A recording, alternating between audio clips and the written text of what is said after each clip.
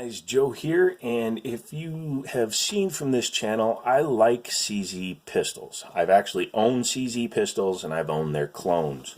CZ is a pretty cool company. The CZ75 lineup, the Tankfolio Witness lineup, and the Jerichos, all those guns that have the slide rails integrated into the frame are always pretty interesting to me, and I like to check them out when they come along. I had that K12, which was a knockoff of the Shadow. I've shown a Shadow 2, and I've shown a few other CZs like the Phantoms.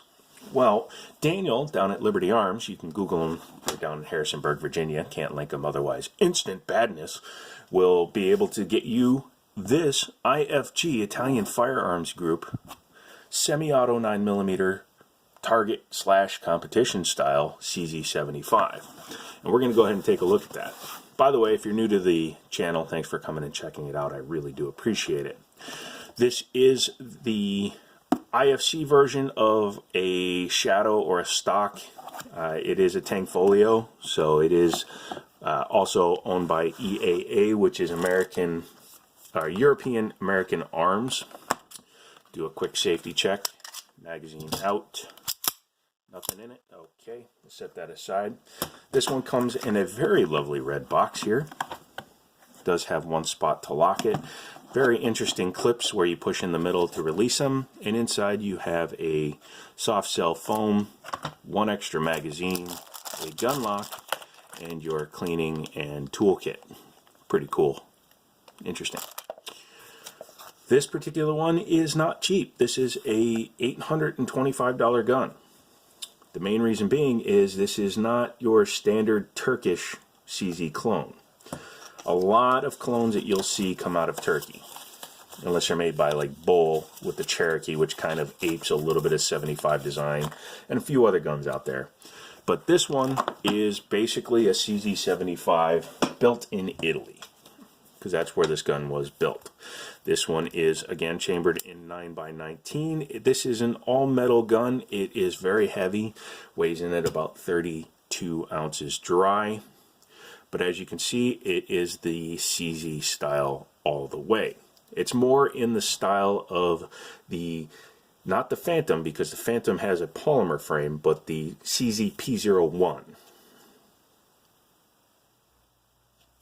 Has nice grip panels on it. Good looking gun. Has just blacked out sights front and rear.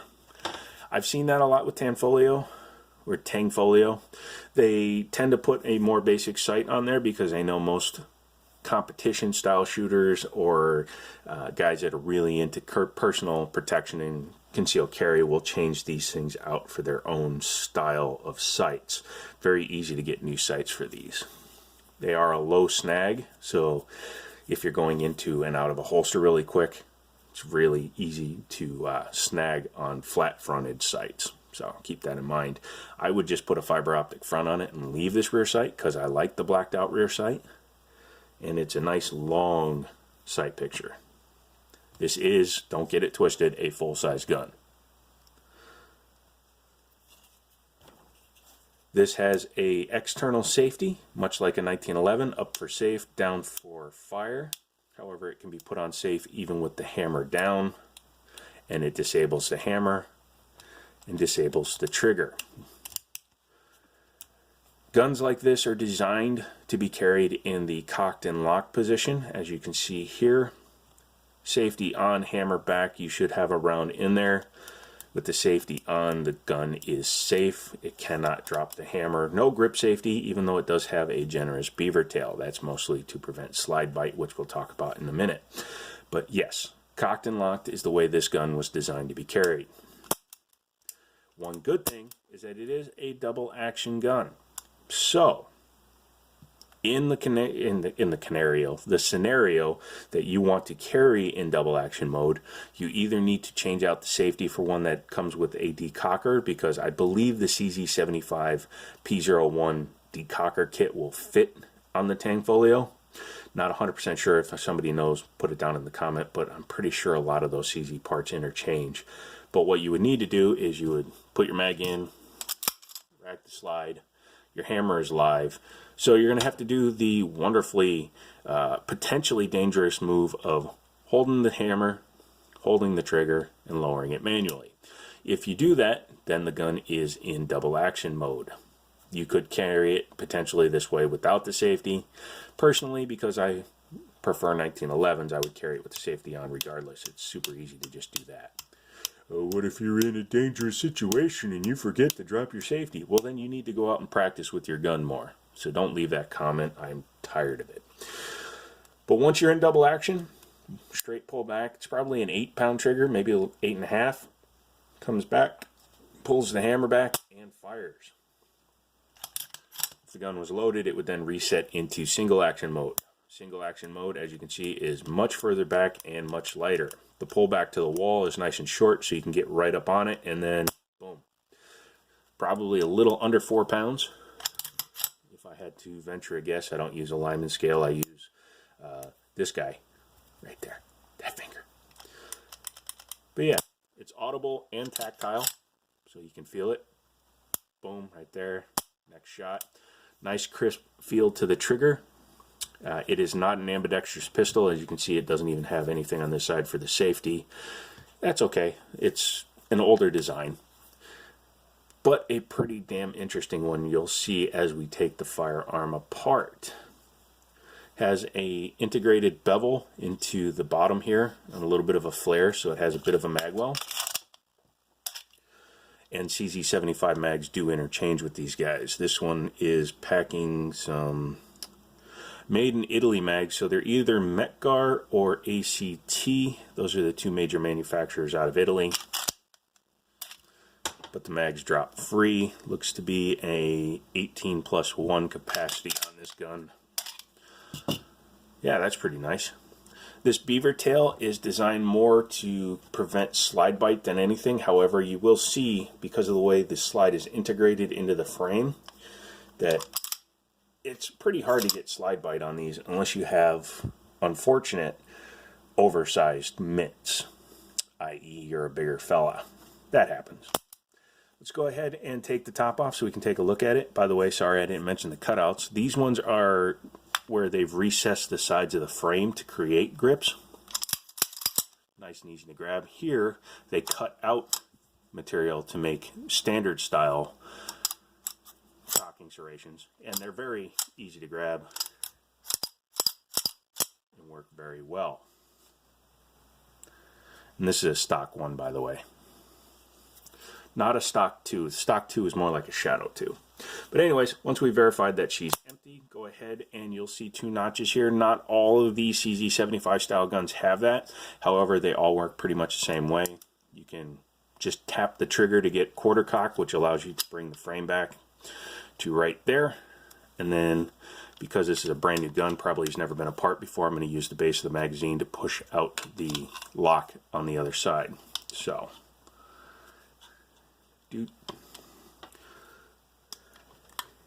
there we go. You can see that it starts pulling it out. Just keep it lined up and pop that guy out. And then, there you go. It's a little stiff again, it's a brand new gun. You can go ahead and disassemble the slide from the frame. Take your guide rod out. It isn't captive, but it's a very long one, so it should be hard to lose that. And then you can take out your barrel. As you can see, this is a locking lug style, unlike the breech lockup, and it has a cam track versus a swinging link. Still a John Moses Browning design. Very long ramp on here, so it should feed bullets very well. Taking a look inside the slide, you can see there's your reverse lugs for the lockup system. There is your firing pin tube. There's your firing pin there. If you push the firing pin in a little bit, you can drop that plate and pull the firing pin out. And there is your drop safety. Otherwise, pretty standard CZ style stuff. These full-length rails that run along the frame and the slide are what aid in its excellent accuracy. Also, what helps get the gun down in your hand to enable a lower bore axis, which in practice, if you are competent with your firearms, will reduce the amount of time that it takes to reacquire due to recoil. Looking inside the frame here, just a pretty standard setup here. You can see it's a yoke style trigger bar. Comes back here, hits the sear and releases it. You have your ejector there, and then your internal kind of things here helps keep the spring and the guide rod in place. I know thingy, I'm super technical with these guns, but overall build quality on this is exceptional, as should be expected from an $800 gun. That's decent 1911 territory. It's decent CZ75 territory. Phantom, or excuse me, the P01, not the Phantom. The Phantom is a polymer one. Those run at about $600. The all steel version of the gun runs at about the same price as this, and then obviously a Shadow or a Shadow 2 are in the mid-teens. So this is a good medium. I almost said middle ground for the firearm. Let's go ahead and reassemble it. Take your frame, take your barrel, your slide in your barrel. I always say frame, sorry. Take your guide rod, drop it on the ground, pick her back up, and you will see on this gun, it's slightly different from a lot of guns. It has a little cutout there, which matches the back of the guide rod. So it's pretty hard to mess that up. You'll know exactly when it's seated. Take your frame, take your slide, line them back up. This gun has not been lubed yet. Looks like it was just whatever it was shipped with, but it's still buttery smooth. I mean, listen to this. That's good. Line up your dots. You can see them there. You don't have to worry about idiot marks on these because they don't have the plunger tube that a 1911 has, but still take a little bit of care when you're putting it back together. Snap it back into place. Rack it a couple of times. And you're good to go. So, what is my opinion on the IFC or IFG Italian Firearms Group Tanfoglio Stock 1, also known as the Defiant? It's got a lot of names, but let's just call it a CZP01 clone. I think it's nice. It has a nice weight to it. I like full-size firearms. I'm a little bit different than some people in that I prefer a full-size firearm over a compact or a subcompact. I'm a bigger fella, so it's easier for me to conceal carry a full size, although that long ass beaver tail would be a little bit difficult to hide. If I had the money, it would be on my list of guns to own because it's very much in the almost competition style, yet still stock enough to be an everyday carry. If you own one of these, let me know how they shoot. If you own one of these and a CZ Shadow, let me know if they're comparable. It's very comparable, in my opinion, to the K12 Sport, except this one has the pick rail. The K12 Sport does not. I would like to own one of these. This is where you guys come in. Go to Liberty Arms. They're down in Harrisonburg, Virginia. Give them a call. Say, hey, look, I saw this on the Jiminy Show. Do you still have it? It's an expensive gun, so odds are they might still have it when you see this video. And, yeah, just say, hey, man, I want that.